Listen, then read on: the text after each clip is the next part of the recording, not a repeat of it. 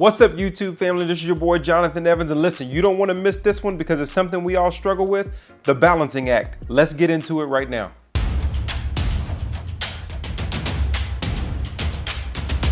Okay, listen, I struggle with balance. A lot of us struggle with balance, and I'm gonna give you as much wisdom as I can in as short of amount of time as I can because I don't have to say a lot to get a lot across. Because when it comes to balance, we all struggle with it. Listen, I got 5 kids. Did I tell you I got 5 kids? I got 5 kids, been married for 15 years. I got business going on the side. I do ministry full time, chaplain of the Dallas Cowboys, chaplain of the Mavericks. So different seasons I'm doing things. My kids got games. I got all of these different functions and speaking engagements that I'm called to go to and all of these things that are happening and going on. But how in the world do you keep that all in balance? How in the world do you balance your busy schedule? How in the world do you balance your calling, balance your design, balance your family? All of these different things that a lot of people struggle with, and they're driving themselves crazy just trying to get a good balance. But I want you to understand that having a good balance is more than just a calendar issue. It's a spiritual issue.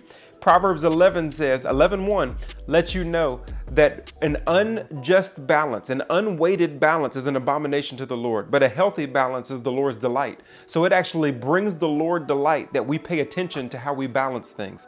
And a life is a balancing act. All of us are trying to balance all of the nuances that we have that are coming our way. And there is one word, listen to me now, there is one word that changed my whole life when it comes to balance. There is one word that changed my whole life when it comes to balancing, therefore pleasing God, and not living a lifestyle that is an abomination to the Lord because I'm all over the place and I don't have anything in balance. You know what that one word is? You'll be surprised to find out that that one word is no. Yep, that's right.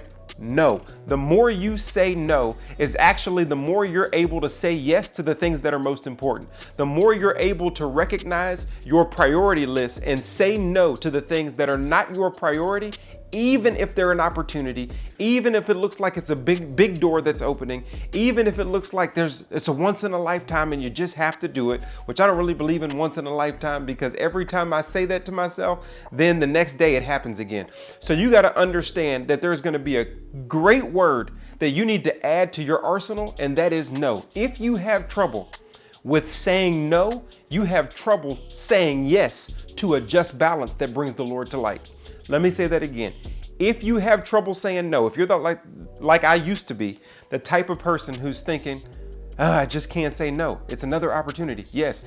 It's another opportunity. Yes. Well, look, I get to go speak here. Yes. Well, look, that might make money over here. Yes. And you're saying yes, yes, yes, yes, yes to every opportunity. That is the reason why you're losing your mind and things are out of balance and the relationship you're in has a lot of frustration and friction because there's no quality time. Your kids can't spend time with you. You're not at the dinner table. You're not in the places where are most important for you to be. It's because you're missing one word. You feel compelled always to say yes when your balanced word is actually no. The more you learn to say no based on your priority list, remember, your no always has a yes embedded in it.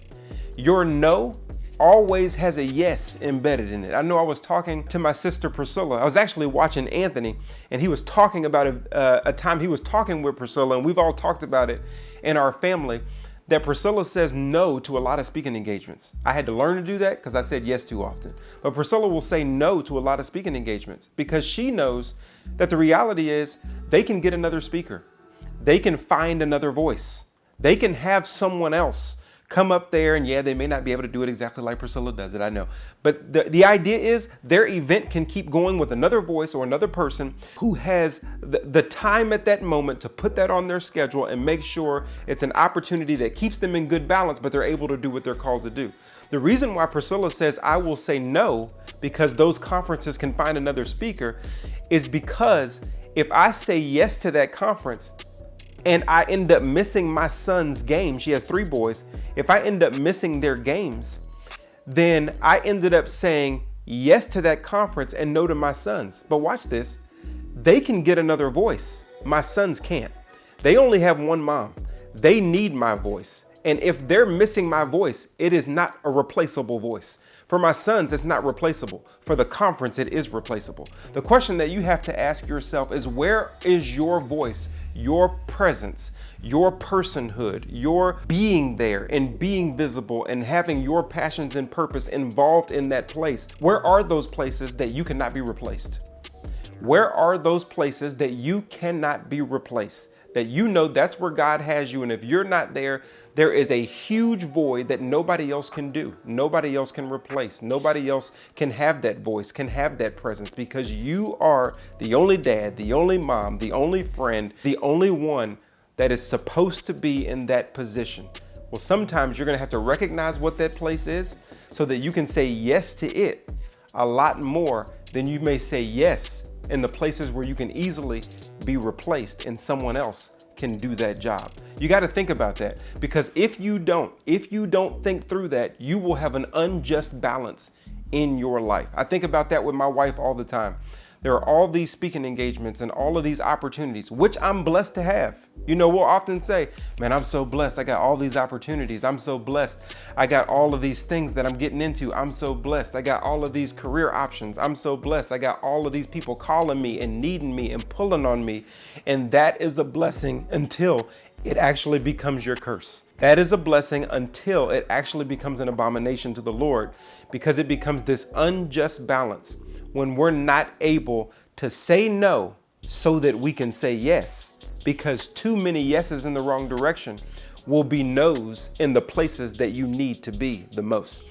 Listen, that's number one, is no. But number two, are the things that you're supposed to be saying yes to on your calendar, are they actually scheduled?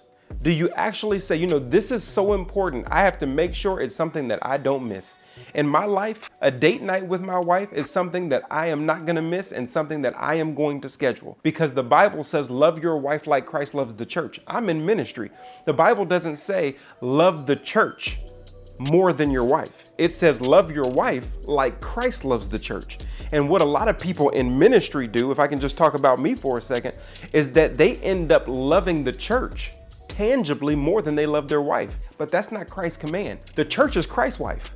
And a lot of people, what we do in ministry is that we'll commit adultery on our wife with Christ's wife, because we're spending so much time with the church and we're giving the church all of our time. We're giving the church all of our, and I'm not saying we're not supposed to give it our passion and our drive and all of that. It's a calling, but that's not what Christ is telling you to do. Christ is telling you and me to keep things in balance. He says, Jonathan, you need to keep things in balance. And I'm telling you, you need to love your wife as much as I love the church, and don't get the two confused. There are a lot of us that are getting things confused on where we need to be. The big rocks are not in first, and we are totally out of balance.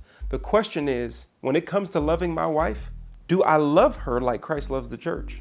Well, when it comes to the church, all of my meetings are scheduled. When it comes to the church, I make sure I show up on time. When it comes to the church, I make sure it has my time.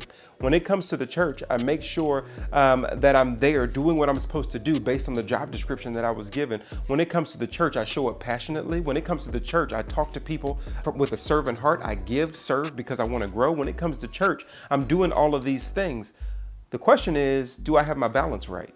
Because if I have my balance right, when it comes to my wife, it's not something I'm going to miss. When it comes to my wife, I'm going to be on time. When it comes to my wife, she's going to make sure that she gets me at 100% of service, at 100% of passion, at 100% of patience, at 100% of all of these things. And she'll tell you, Jonathan puts our date nights on the schedule throughout the year, because I want to love my wife and I want to have a good balance. When it comes to my kids, it's the same thing. And while it's not perfect, none of us can be perfect, it's a balance. So I want to encourage you to have a balance, to learn the word no, and to learn to put things on your schedule in the area where you should be saying yes, so that you don't miss out on where your life is really supposed to be, so that you can have the balance that you're actually supposed to have. And you know what that'll do?